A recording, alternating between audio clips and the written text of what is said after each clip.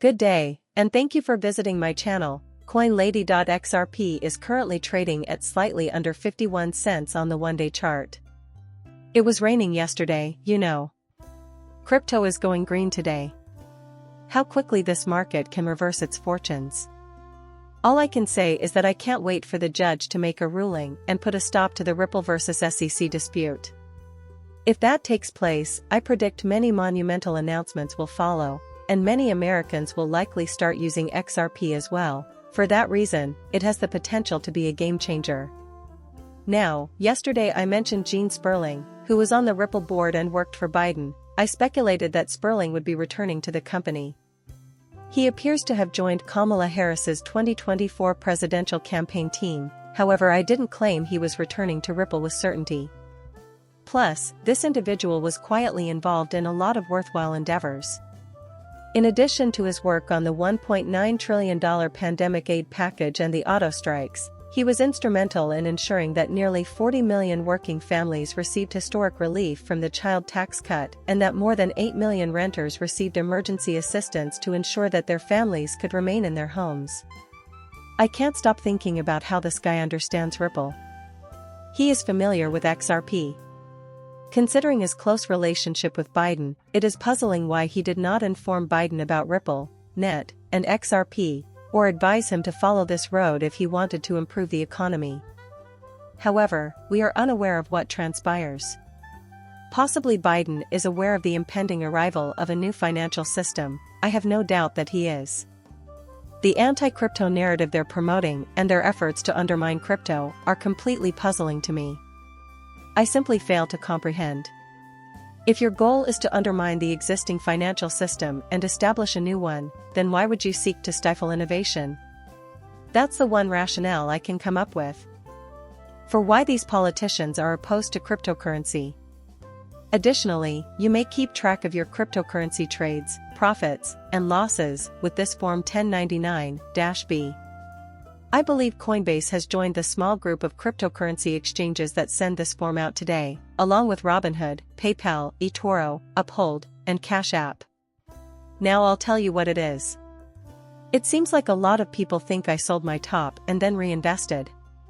Just think about it, you sold something for 63 cents and then bought it again for maybe 48 cents or, if you were really fortunate, 44.45 cents. Because when you sell and reinvest, you're now only making short-term gains. You effectively nullify whatever long-term capital gains you may have accrued from holding XRP before that point. My prediction is that cryptocurrency will experience a meteoric rise in value in the coming months. If you decide to cash out, you will incur short-term capital gains, which are higher than long-term gains. Additionally, you are required to report each sale and subsequent purchase to the IRS. You are under no obligation to do so. Remember to keep it where we can report it. Robinhood, PayPal Bitcoin Exchange. I don't think many people know that they are reporting all of this to the IRS until they start receiving letters in the mail. It just came out that retail panic sellers were more active than institutional buyers, according to JP Morgan. Here's what happens: 3 retail sellers, 1 billion institutional buyers, and $14 billion. They're discussing equities, but consider cryptocurrency as well. The whales are always buying whenever you sell. You may find that you are unable to reinvest your profits when the price of XRP reaches a critical mass. The retail industry, though, will never change. The goal of most people is to maximize their return on investment, ROI, as rapidly as possible. Ripple has introduced the RLUSD stablecoin to address the urgent need for liquidity that XRP can provide. Many people will sell at different price points as XRP rises in price, but eventually, you might not be able to buy it back.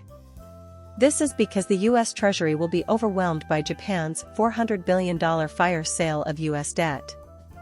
Even Jerome Powell has called for the end of the Federal Reserve, and this crisis is centered around that. In my opinion, the Federal Reserve will lose control and the Treasury will gain more authority in due time. On the other hand, I believe this is going to be fantastic for crypto because the US will begin spending $30 billion every month on Treasury buybacks. The money printer, go Burr. This is, however, nothing new, they've done it before. It may temporarily stabilize the system, but eventually, such issues will return. The banking crisis has not yet passed. Additionally, I will continue to closely monitor the commercial real estate market, and I predict that more banks will go under. Just wanted to let you know that tomorrow all 15,000 advisors at Morgan Stanley will be pitching Bitcoin ETFs to their clients. Now you know why Morgan Stanley is involved. Adopting a payment system similar to Ripple might decrease the risk of fraud, speed up transactions, and cut settlement periods, according to Morgan Stanley. Following BlackRock's lead, Morgan Stanley has begun to use Ripple as an alternative to SWIFT for international payments. After you get your feet wet with ETFs, institutional investors will start pouring money into TTFS. You transfer them to retail later on. Bitcoin will begin to collapse once they move into retail. Once such institutions arrive, they will open up a plethora of opportunities for passive income, including lending and borrowing, which will lead to the rise of utility. There will be widespread use in due course, because they will pave the way for so many new possibilities. After that, though, you'll know they understand Ripple whenever they mention becoming engaged with Bitcoin ETFs. They are well versed.